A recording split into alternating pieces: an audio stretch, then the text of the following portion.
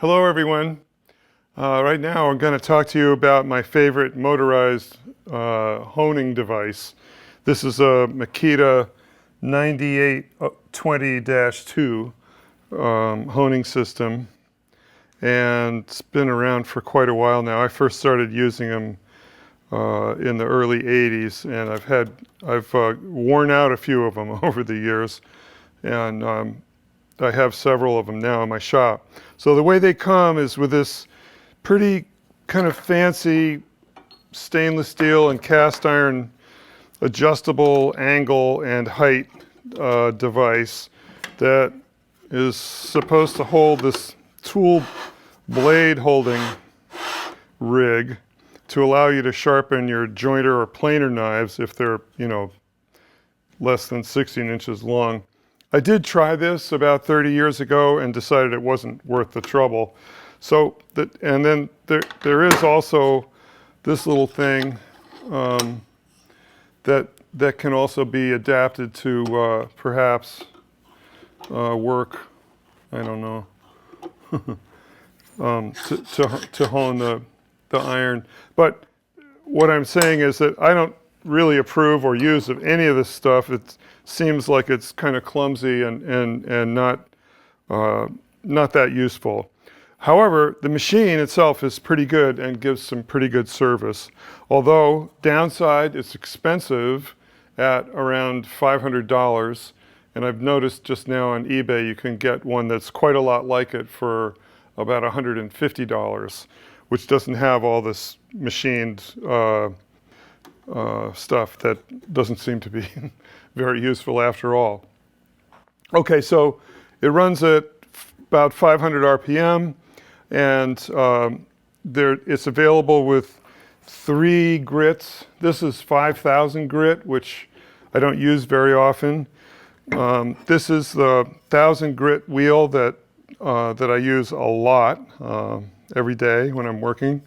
And then this one is a 60 grit wheel that will remove quite a bit of material if you need to do that. And then I guess this is not a Makita, but it's obviously designed to fit this machine. It's also a Japanese man-made ceramic stone. I don't know what grit that is, but it's kind of in between these. All right, so it's just, the device is just a little gearbox and a motor, nothing to it really.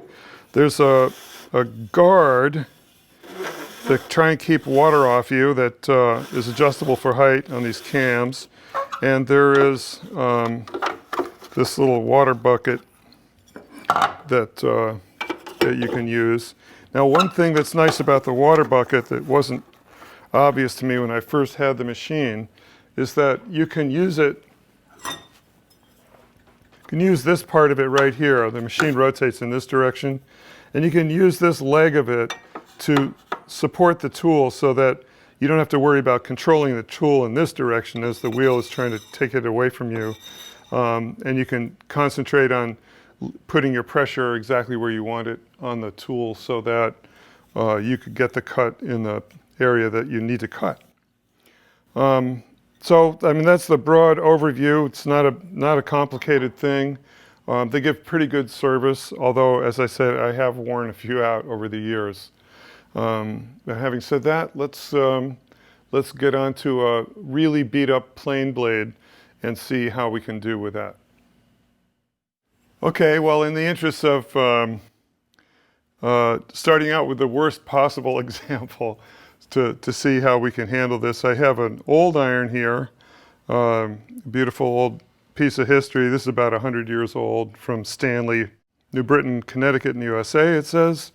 And then we have a fairly modern block plane iron here that unfortunately the previous owner did some bad work on the back of this blade. So probably most of you know that the back side, the flat side of a plane blade, needs to be perfectly flat, smooth, and shiny so that we can get a good edge, since the back side of the blade represents half of the edge quality.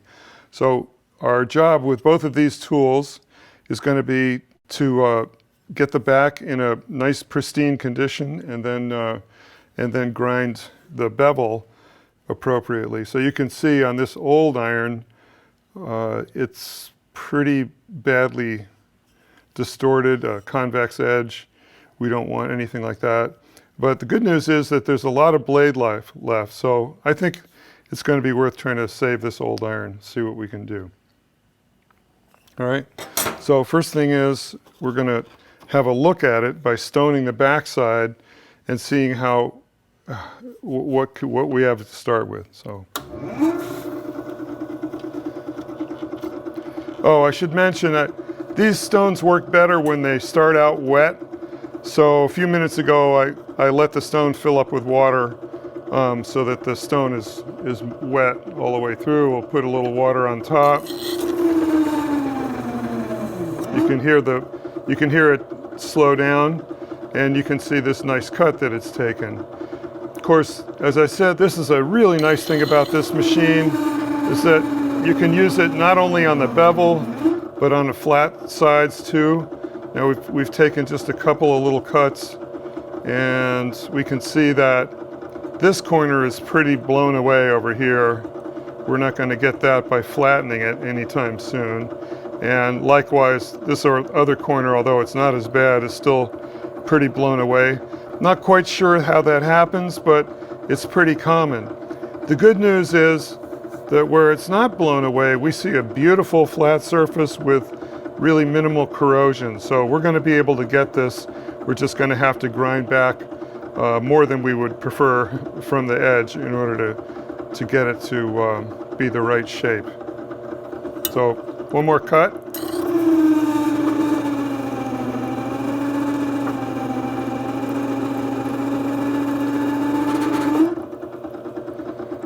And I think that's probably all we're going to be able to do at this stage. But like I said, we've got a nice place to start, and we've got to grind back to here to establish our new correct bevel.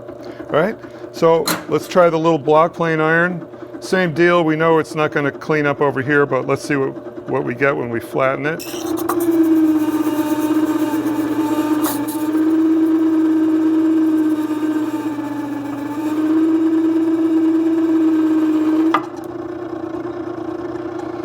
Okay, not too bad overall, but as we thought, we've got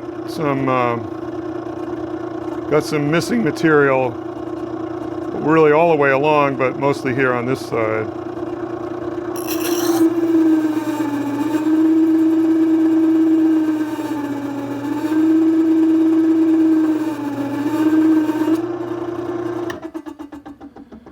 Okay, so I think that's a nice place to start. And now we'll go to the grinding room and see about getting a good edge on these in terms of shape.